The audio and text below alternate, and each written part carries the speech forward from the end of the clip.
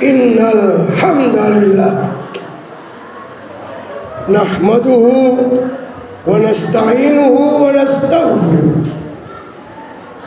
wa na'udzu billahi min sururi anfusina wa min sayyiati a'malina. May yahdihillah fala mudilla lahu wa man yudlilhu fala hadiya lahu. Asyhadu an la ilaha illallah wahdahu la syarika lah wa asyhadu anna Muhammadan abduhu wa rasuluh la nabiyya ba'dah. Allahumma salli ala sayyidina Muhammad wa ala alihi wa sahbihi ajma'in. Faya ayyuhal hadirun usini wa iyyakum bitaqwallah faqad faza man ittaqa. Wa qala Allah ta'ala fi kitabihil jalil bismillahirrahmanirrahim. Ya ayyuhalladzina amanu taqullaha haqqa tuqatih wa la tamutunna illa wa antum muslimun. Wa fil ayatil ukhra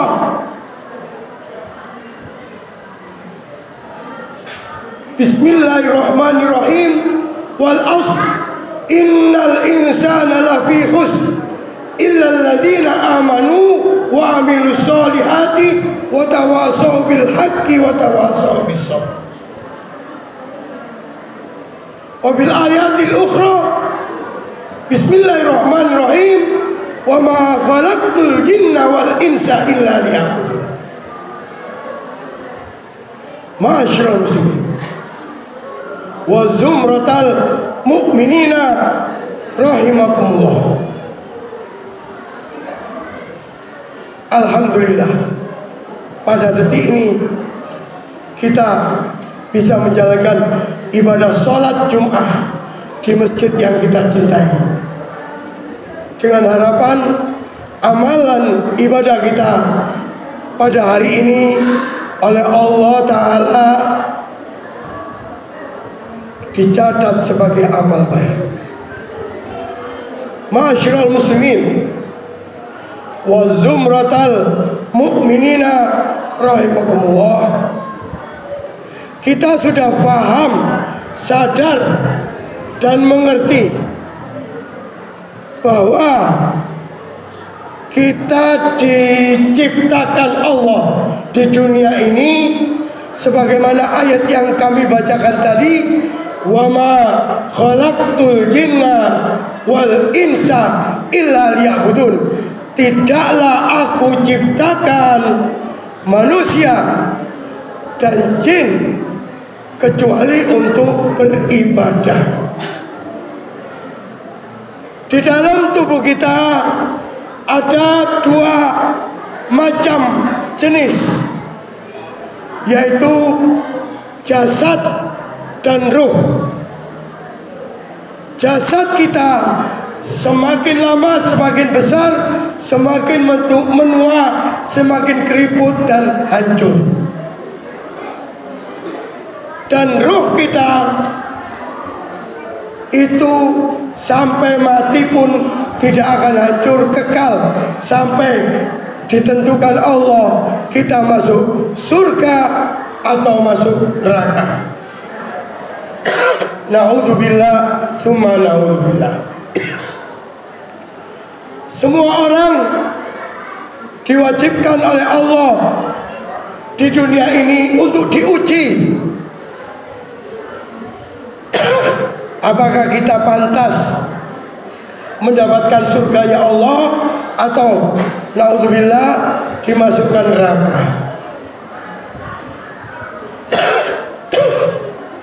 Oleh karena itu, momen kita di sini adalah sementara. sebentar kalau dibandingkan dengan di akhirat. Sangat sebentar sekali. Jangan sampai kita menyesal tak kala kita meninggal tidak mempunyai catatan amal sama sekali. Mari kita perbanyak ibadah. Salah satunya yaitu sholat Jumat di sini. Oleh karena itu, ma'asyiral muslimin, maka marilah kita semangat untuk beribadah dan beribadah detik demi detik sampai ujung akhir kehidupan kita. Jangan sampai kita menyesal ketika di akhirat kita masuk neraka tidak mempunyai amal. Ada amal itu, semua amal itu mempunyai poin atau pahala. Akan tapi belum tentu dicatat.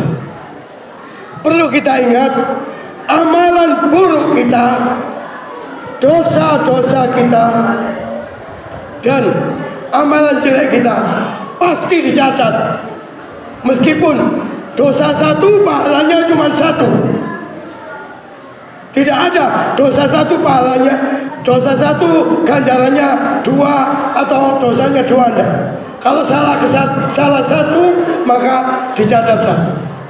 Tapi kalau ibadah satu bisa dihitung 27. Seperti sholat contohnya. Kita sholat berjamaah dicatat 27 kali.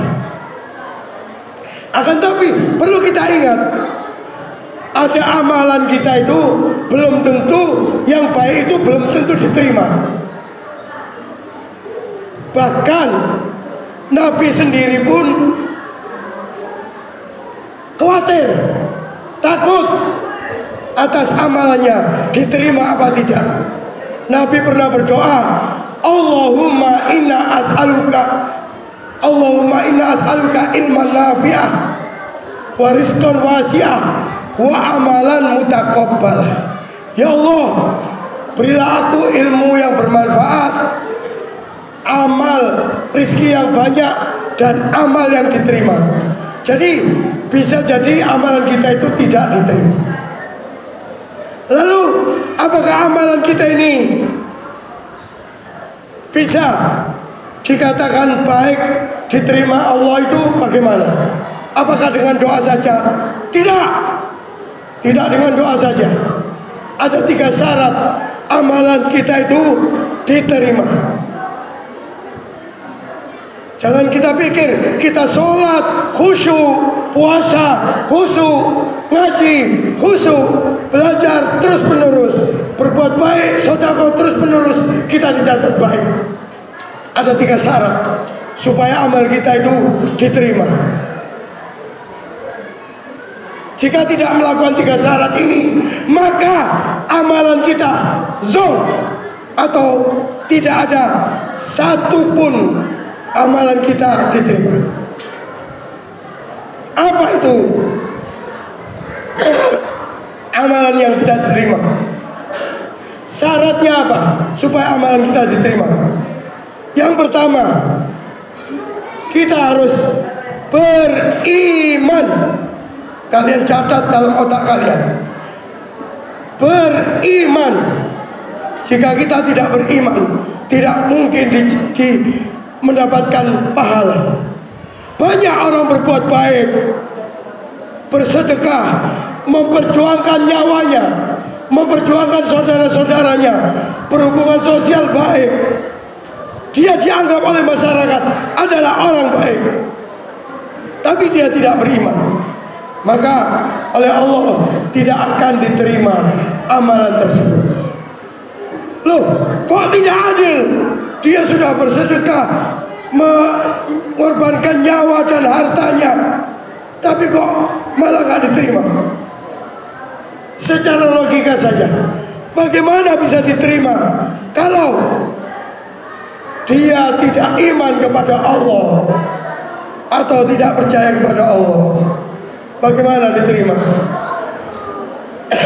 Yang kedua, amalan itu harus kalian kita catat bersama-sama supaya tidak keliru. Amalan itu tidak diterima jika amalan itu tidak berdasarkan ilmu. Contohnya, kita sholat Jumat khusyuk di masjid, tapi ketika sholat Jumat tidak didasari ilmu. Ketika sholat ngomong dengan sebelahnya, padahal muadzin sudah mengingatkan, yang ngomong, yang bicara akan sia-sia.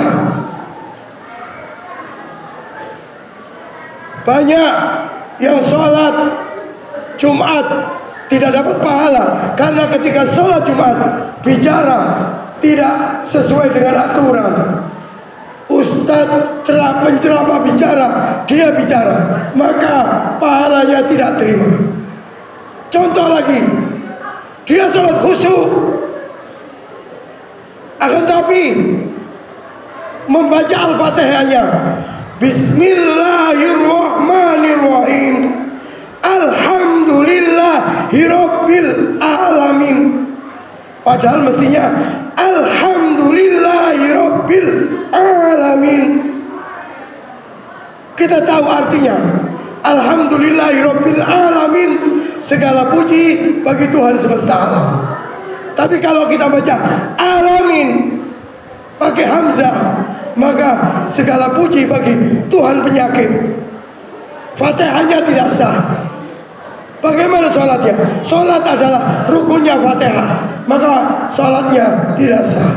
Sholat beribu kali dengan orang sholat cuma sekali saja, tapi Fatihahnya, bacaannya, gerakannya sudah benar, itu lebih mulia daripada orang 1000 rakaat tapi tidak berdasarkan ilmu. Bagaimana jika sholat ternyata tidak mengerti suci dan najis, tubuhnya najis, masjidnya diinjak-injak, akhirnya najis, dia menjadikan satu masjid dihukum oleh Allah gara-gara dia. Bagaimana mendapat pahala? Yang terakhir, di samping ilmu, di samping iman, kedua ilmu, yang terakhir harus kalian perhatikan, harus kita perhatikan. Jika ilmu amalan ini tidak didasari dengan ikhlas karena Allah, maka amalan itu tidak terima. Ruhnya ibadah adalah ikhlas. Apa itu ikhlas? Lillahi ta'ala, ibadah hanya karena Allah. Kalau kita ibadah sholat Jumat takut dimarahi guru, takut karena nilai, takut karena ancaman orang tua, bagaimana bisa mendapatkan pahala? Karena ibadahnya bukan ikhlas karena Allah, karena ikhlas karena bertujuan mendapatkan nilai, mendapatkan poin dari gurunya atau disanjung orang tuanya. Oleh karena itu, semoga yang saya sampaikan ini bisa kita jalankan, menjadikan amal kita diterima oleh Allah dan kita selamat dunia dan akhirat. Barakallahu li wa lakum bil Qur'anil azim wa nafa'ani bi ayati wa dzikril hakim, fataqabbal minni wa minkum innahu huwas samiul alim.